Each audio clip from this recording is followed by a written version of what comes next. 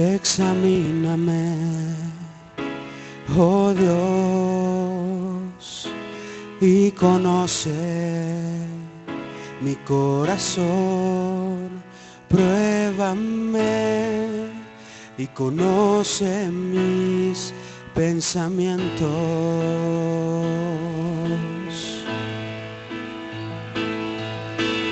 Guíame, guíame por el camino eterno. Guíame, guíame por el camino eterno.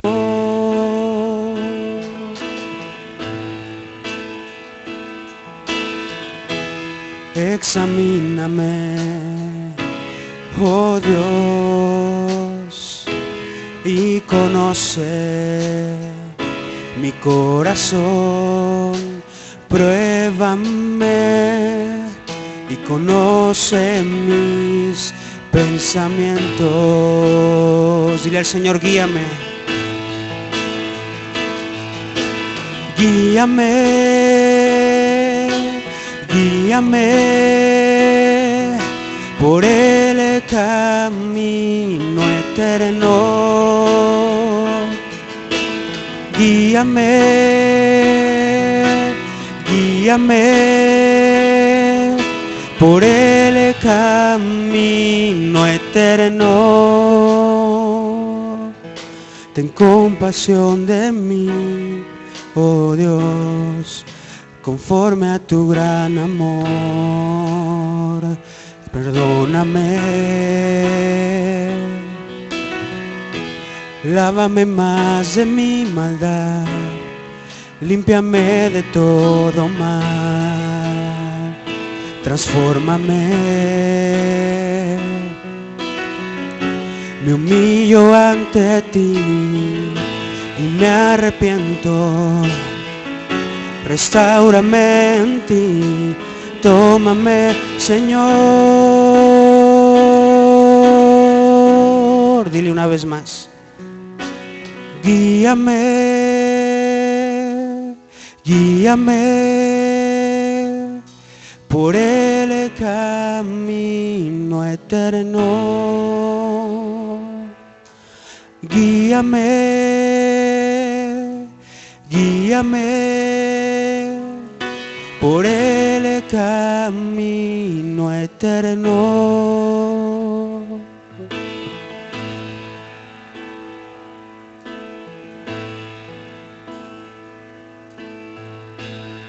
Este es un momento que vamos a aprovechar para orar, para poner delante de Dios todas las peticiones que tenemos.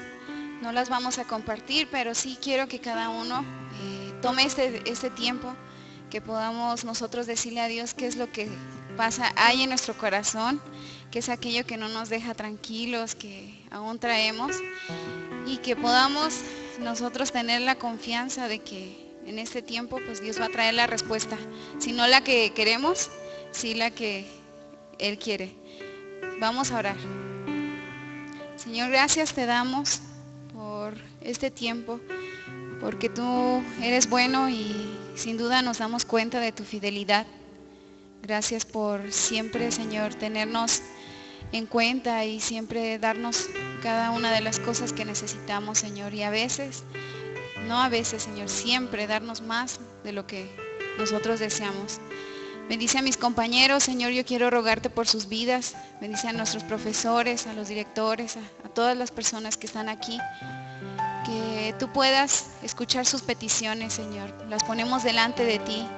Sabes qué es lo que está pasando, lo que les aqueja, Señor. Yo quiero rogarte que tomes en cuenta cada una de esas peticiones, Señor. Que tú traigas paz a su corazón. Que puedas escucharles, Señor. Y también que tú puedas darles la respuesta, mi Dios. Que les des paciencia en lo que llega. Quiero pedirte por los que van a graduar, mi Dios, que ese día todo pueda salir bien, Señor, como lo han planeado. Te ruego que tú pongas todos los medios para que ese día también estén todos, Señor, Bendice a Erika, bendice a Lauren, mi Dios, por todo esto que ellas están viviendo. Te ruego que tú obres en sus vidas, tanto de manera emocional, mi Dios, como en salud física, Señor. Gracias te damos por cada uno de mis compañeros, Señor. Te ruego que a quien esté enfermo, Señor, tú le des la salud. Quien, Señor, tenga planes próximos, mi Dios, tú estés acomodando las cosas para que todo salga de acuerdo a tu voluntad. Estamos muy agradecidos contigo, Señor, por este año que termina, año escolar, mi Dios, que tú nos has dado la facilidad para poder estudiar, aprender más, Señor, prepararnos más para servirte. Ayúdanos que todo este conocimiento podamos ponerlo en práctica todas estas vacaciones, Señor. Gracias por este día, Señor. En nombre de Cristo Jesús. Amén.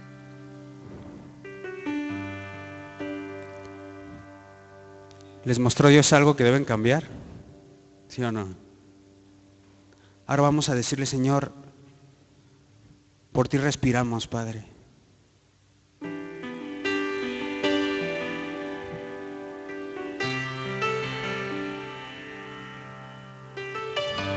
Es por tu gracia, Señor. No hay nada que nosotros hayamos hecho. Gracias, Padre.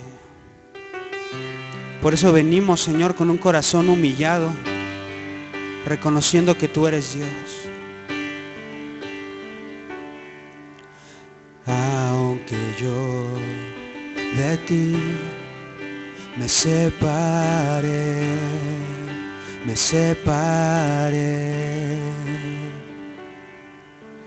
y tu nombre y ser yo maltraté, de lo alto caí y mi alma lastimé, pero en tus brazos me encontré. A pesar del mal en mí, tú me amas, yo lo sé, pues en tus brazos me encontré.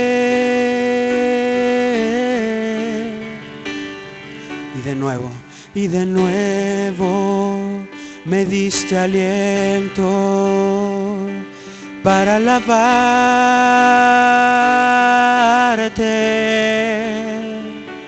arrepentido de mis pecados, vivo, y fue por tu sangre preciosa que hoy. ¿Por qué no te pones de pie y le dices al Señor? Respiro, respiro, respiro,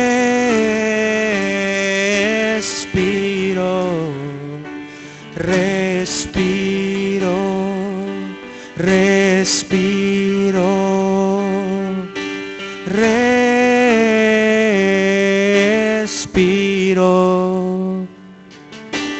Aunque yo de ti me separé,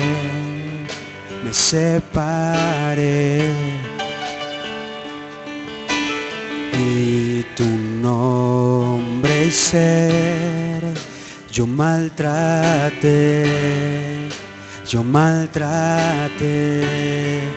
de lo alto caí y mi alma lastimé, pues en tus brazos me encontré. A pesar del mal en mí, tú me amas, yo lo sé, pues en tus brazos me encontré.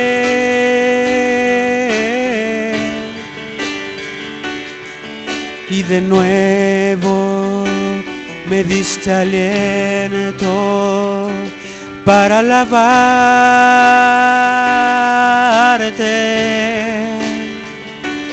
arrepentido de mis pecados,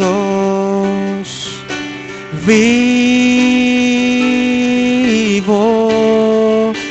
y fue por tu sangre preciosa, que hoy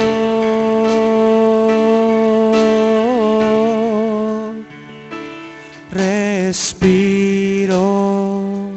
respiro, respiro,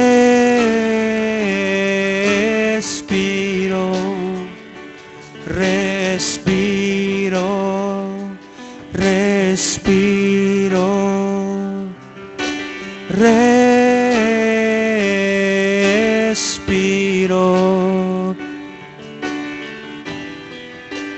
Gracias, Jesús. Gracias por tu sangre, Señor. Gracias porque por ti podemos vivir. Te adoramos, Señor.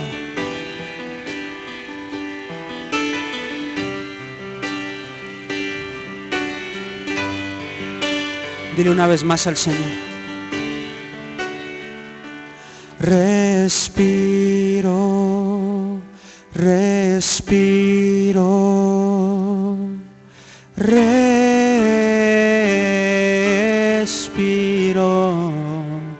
respiro, respiro, respiro.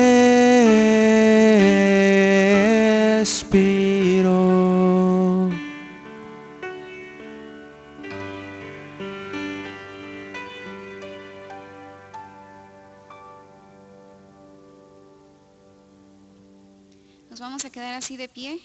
Voy a pedirles que abran sus Biblias en 1 Tesalonicenses 2, del 1 al 6. Vamos a leer por medio de signos de puntuación. Yo voy a iniciar. Dice así la palabra de Dios: porque vosotros mismos sabéis, hermanos,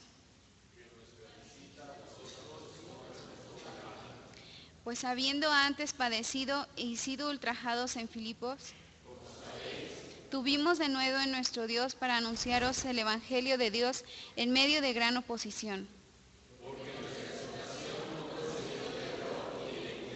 Ni fue por engaño,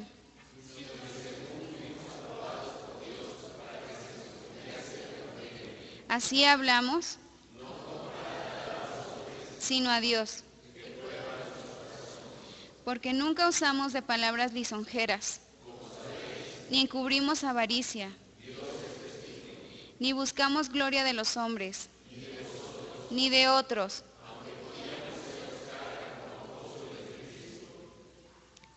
¿Pueden tomar asiento? Voy a pedirle al hermano Misael, quien es el que nos va a compartir la palabra de Dios el día de hoy, que pase, y tiene todo el tiempo.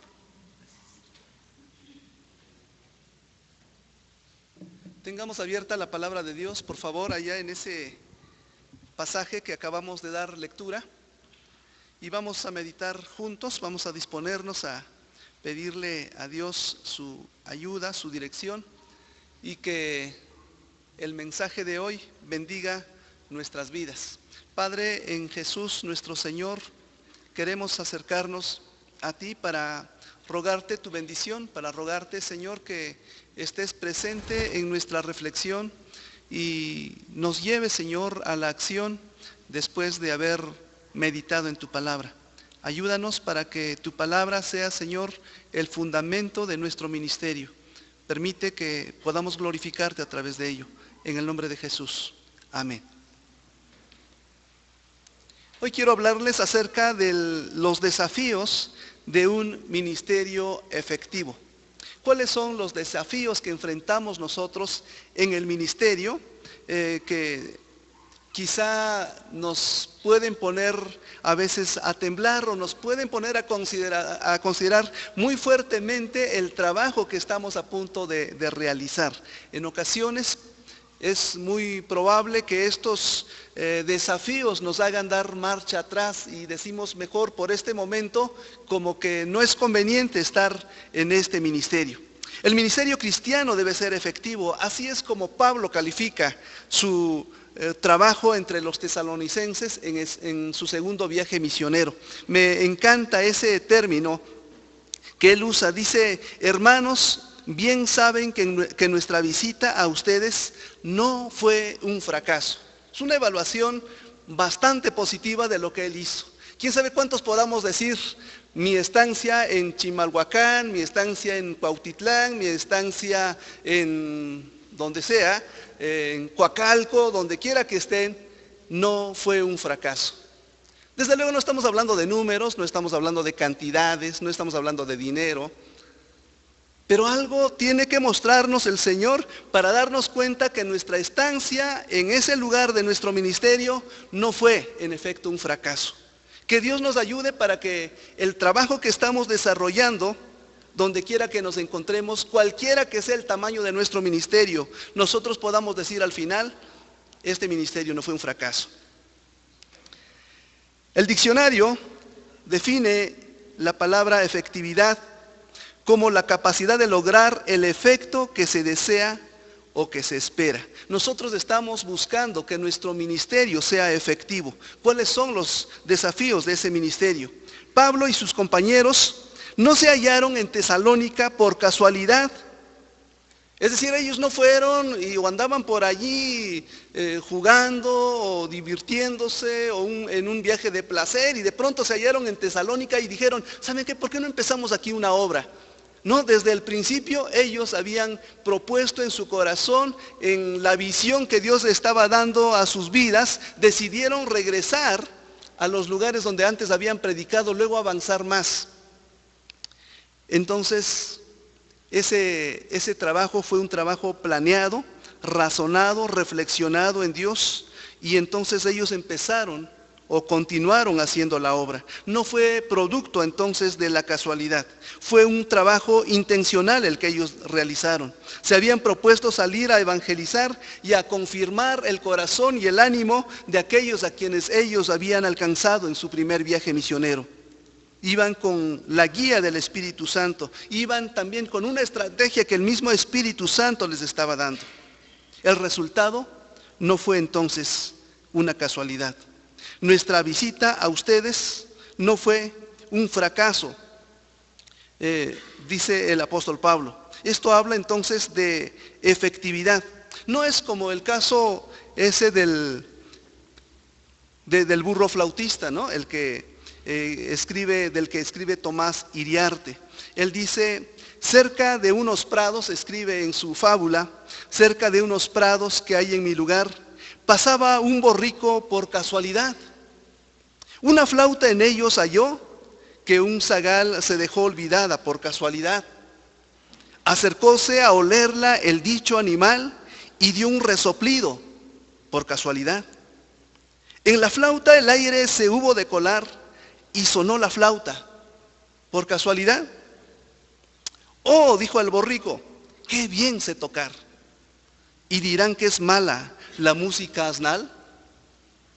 Sin reglas del arte, borriquitos hay que una vez aciertan por casualidad. Es decir, algunos hacen las cosas y a lo mejor le pegan al blanco por casualidad. Pero nosotros, hermanos, hemos sido llamados para trabajar y no caer en ciertos puntos y en ciertos lugares por casualidad. Él quiere que desarrollemos un trabajo efectivo. Pero este trabajo efectivo tiene sus características, tiene sus demandas, tiene sus estándares. ¿Qué características puede tener entonces el ministerio al que Pablo califica de que no fue un fracaso?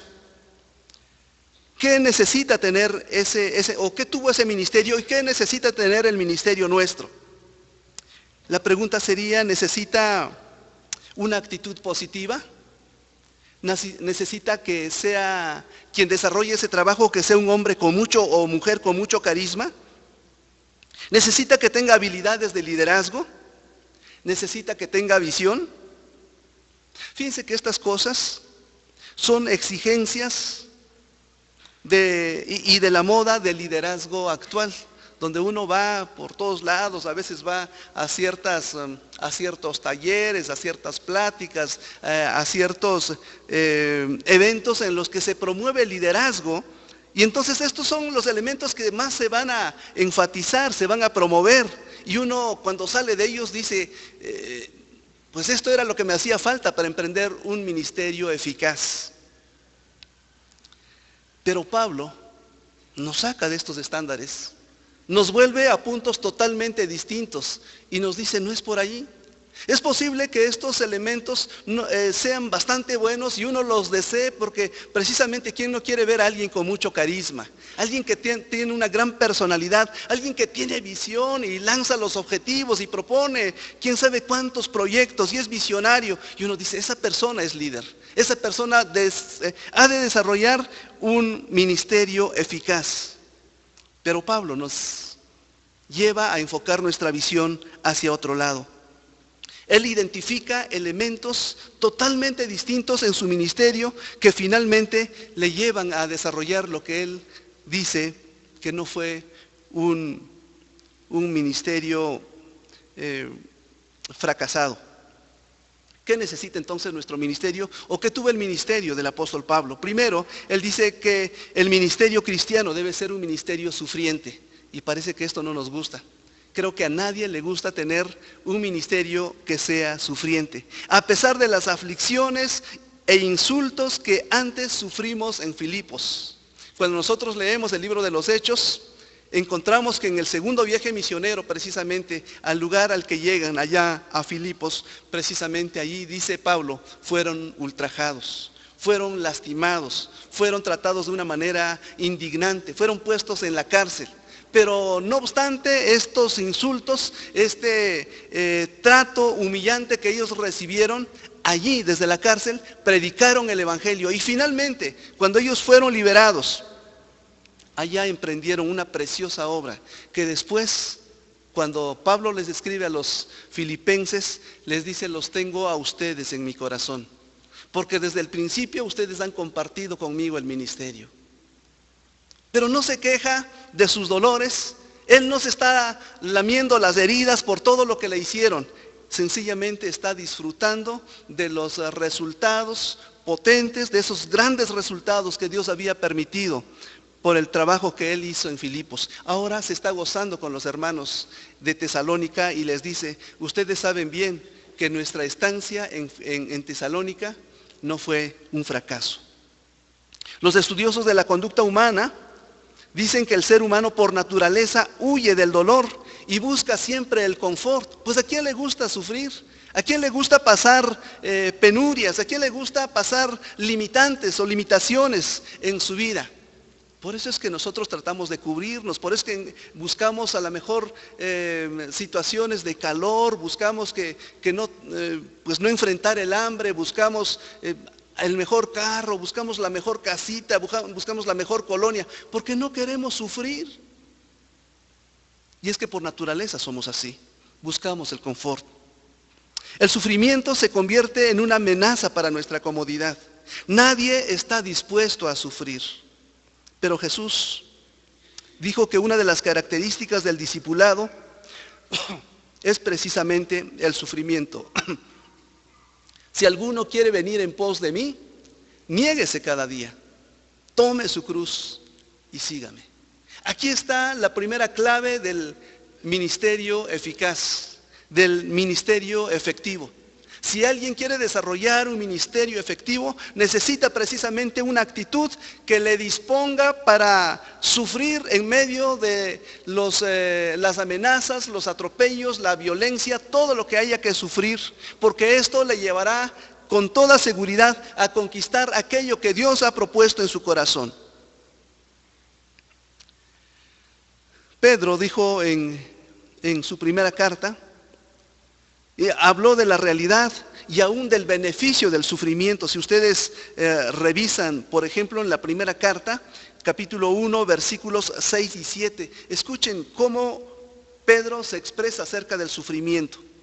Esto es para ustedes motivo de gran alegría, a pesar de que hasta ahora han tenido que sufrir diversas pruebas por un tiempo. Pero escuchen, el oro, aunque perecedero, se acrisola al fuego. Así también la fe de ustedes, que vale mucho más que el oro, al ser acrisolada por las pruebas, demostrará que es digna de aprobación, gloria y honor cuando Jesucristo se revele. Y así Pedro se sigue expresando acerca del sufrimiento.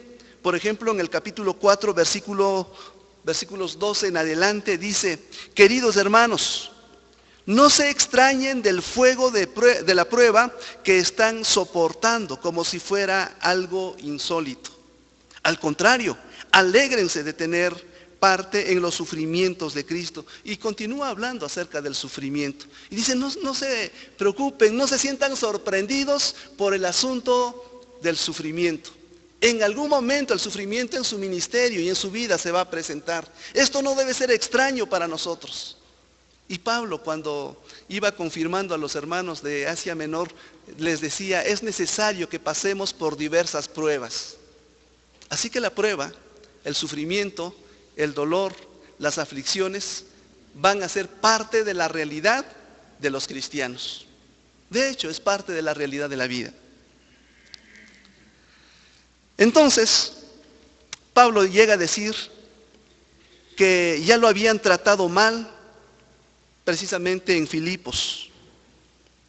Pero esto no lo desalentó, y él dijo, cobramos confianza en nuestro Dios. En el versículo 2 de nuestro pasaje, dice al contrario, cobramos confianza en nuestro Dios y continuamos predicando el Evangelio. En la vida cristiana y en el ministerio, en algún momento se hará presente el dolor, pero debemos tener ánimo para no decaer y hacer lo que resolvió hacer Pablo. Él dijo, nos atrevimos a comunicarles el Evangelio en medio de gran oposición. Desde luego que no se trata de sufrir por sufrir, sino de estar dispuestos a darlo todo si queremos ser colaboradores de Dios. Entonces, el primer ingrediente, el primer elemento, la primera clave, el primer recurso valioso para desarrollar el ministerio efectivo, el ministerio eficaz, es esa disposición de emprender un ministerio sufriente. Nuestro ministerio debe ser sufriente. Que a donde quiera que vayamos nosotros, podamos estar conscientes de la realidad del sufrimiento. Segunda cosa, nuestro ministerio, el ministerio cristiano, debe ser un ministerio osado, un ministerio que se arroje en medio de los grandes desafíos, que se arroje en medio de aquellas cosas que pudieran amedrentarnos, aquellas cosas que de pronto nos pudieran paralizar, pero nosotros, como dice Pablo, debemos cobrar ánimo en el Señor, confianza en el Señor para desarrollar el ministerio. Él dice, cobramos confianza en nuestro Dios y nos atrevimos a comunicarles el Evangelio en medio de una gran lucha. Versículo 2. Esto, muchachos, esto, hermanos, es asumir riesgos. El ministerio requiere que tú y yo asumamos riesgos. ¿Cuántas cosas en la vida y en el ministerio nos paralizan y decimos, yo creo que definitivamente yo no soy para esto? Esto no es lo mío, decimos. Y damos pasos atrás y buscamos otra salida que pudiera ser pues más confortante. Una salida que pudiera darnos más seguridad, que pudiera ayudarnos a sentir bien, donde posiblemente podamos ganar más dinero, donde posiblemente la gente nos aprecie más, donde podamos ser más visibles todavía, donde la gente nos vea con buenos ojos. Porque es cierto, el ministerio no siempre es visto con buenos ojos. Y los ministros no son vistos con buenos ojos siempre. Son motivo de crítica, son motivo de traición, son motivo de persecución, son motivo de trampas y muchas otras cosas. Desde luego, los ministros no tocan tan mal las rancheras como luego decimos, ¿no? Pero el ministerio por naturaleza tiene estos bemoles. Sin embargo, en medio de las luchas, de las amenazas, de las pruebas, de las dificultades, el ministro debe ser osado. Debe emprender un ministerio con mucha valentía en medio de las amenazas. Asumir riesgos es una gran necesidad, una gran exigencia que nosotros tenemos. Pablo y su equipo sabían de los peligros por predicar el evangelio y sin embargo lo siguieron haciendo. Terminaron el trabajo en Filipos, estaba la persecución y ellos salieron y continuaron haciendo lo mismo en Tesalónica. Y luego se fueron a Berea y siguieron predicando. Luego bajaron a Atenas y siguieron predicando. Luego se fueron a Corinto y siguieron predicando. Tercos. El ministerio requiere que seamos osados. ¿Cuáles son las trabas que tienes? ¿Cuáles son las amenazas que te paralizan? ¿Cuáles son los temores que te dicen que no continúes? Dios quiere darte valor para seguir desarrollando un ministerio osado. Tenemos muchos ejemplos en la Biblia de gente que fue osada. Se han de acordar de David cuando tuvo que encarar a Goliat, ese gigante con quién sabe cuántos kilos de peso y con su armamento y todas las cosas, y siendo David todavía un hombre pequeño de estatura y de talla, un joven sin experiencia, y sin embargo se atrevió osadamente a enfrentar a Goliat. Posiblemente algunos lo vieron como un niño tonto, como un niño imprudente, un niño sin experiencia, pero finalmente Dios lo llevó a la victoria. Y podemos tener como esos muchos otros ejemplos que nos pueden hablar de la osadía cuando el hombre de Dios, cuando la mujer de Dios están aferrados precisamente en las promesas o a las promesas de Dios y emprenden proyectos visionarios. A veces debemos meternos, jóvenes, hermanos, a veces debemos meternos consciente e intencionalmente en la boca del lobo para predicar el evangelio. Y eso es lo que muchas veces no hemos hecho. ¿Por qué? Porque queremos predicarlo de manera también muy tranquila, donde nadie puede contradecirnos. Aquel hermano, a veces he escuchado expresiones como, si esa persona es tan buena, lo único que le falta es ser cristiano.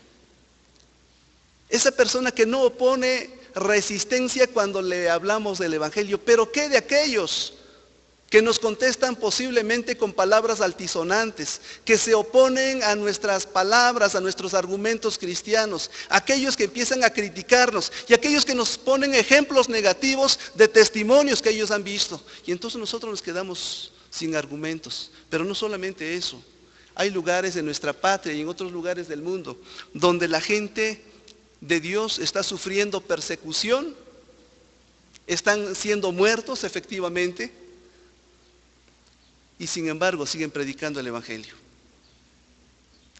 Predicar el evangelio de Jesucristo requiere que nosotros seamos osados, proponer proyectos que vayan y se metan a la boca del lobo consciente e intencionalmente para alcanzar, para arrebatar a aquellos que están perdidos en las sombras del pecado.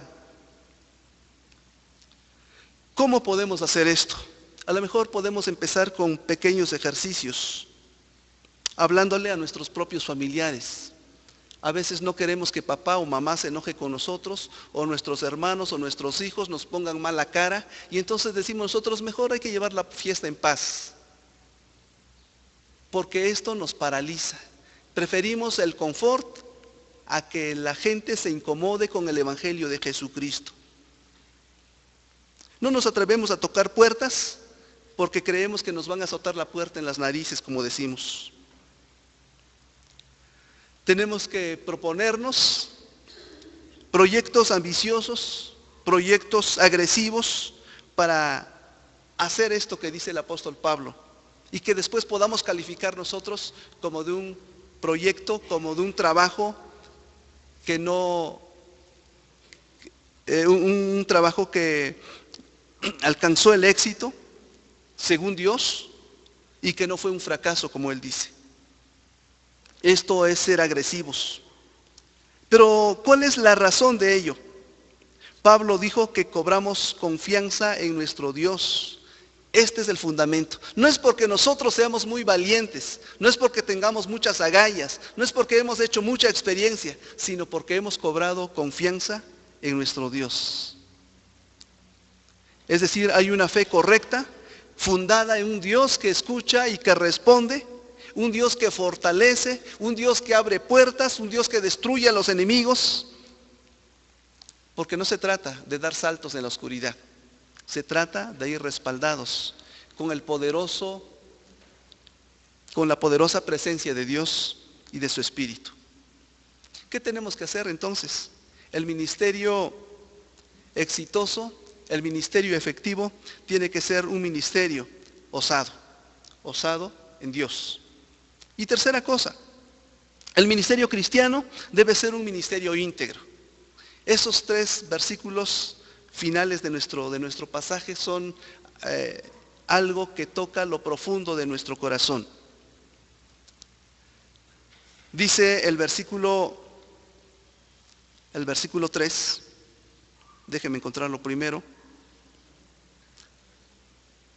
Bueno, dice, nuestra predicación no se origina en el error, ni en malas intenciones, ni procura engañar a nadie.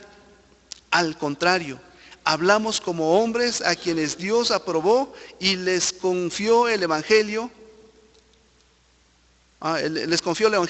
No tratamos de agradar a gente, sino a Dios que examina nuestros corazones o nuestro corazón.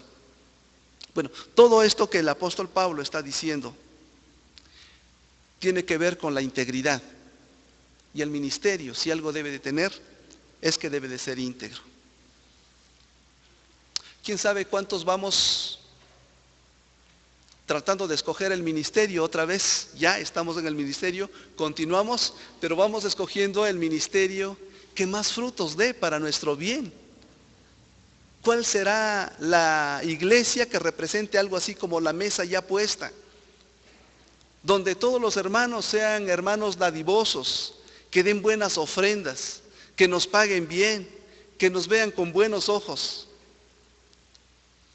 que pueda ser el peldaño a través del cual yo salte para verme mejor todavía en la sociedad, que la gente consulte mis opiniones. Y dice Pablo, nunca encubrimos cosas de este tipo. Y él señala algo muy importante, Dios es testigo. Yo creo que valdría la pena subrayar esa expresión de Pablo, Dios es testigo. Que en todo tiempo nosotros podamos poner a Dios como el testigo de nuestros corazones, el testigo fiel de nuestra vida y de nuestro ministerio. Que nadie vaya por la vida tratando de realizar el ministerio buscando la ganancia deshonesta. ¿Cuántas historias tenemos? ¿Cuántas historias tenemos de las cuales tenemos que avergonzarnos porque alguno se fue con el tesoro de la iglesia? Porque alguno se quedó con las instalaciones de la iglesia. Esas instalaciones las hizo suyas.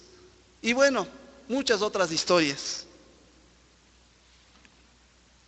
El ministerio debe ser, hermanos, para glorificar a Dios.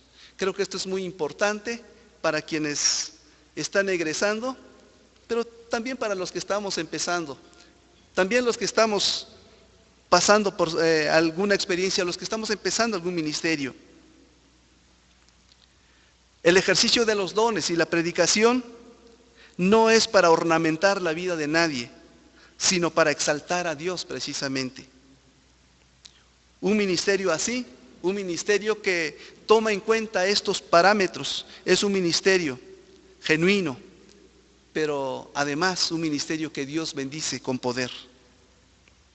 Él corona los esfuerzos y el trabajo de quien dice, Dios es testigo.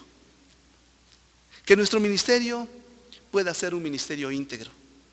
Que en todo tiempo podamos decir nosotros que no escondemos nada de lo cual tengamos que avergonzarnos en cuanto a nuestras intenciones, nuestras motivaciones. Dice entonces el apóstol Pablo que la estancia con los hermanos de Tesalónica no fue un fracaso. Estaba haciendo una evaluación de su trabajo.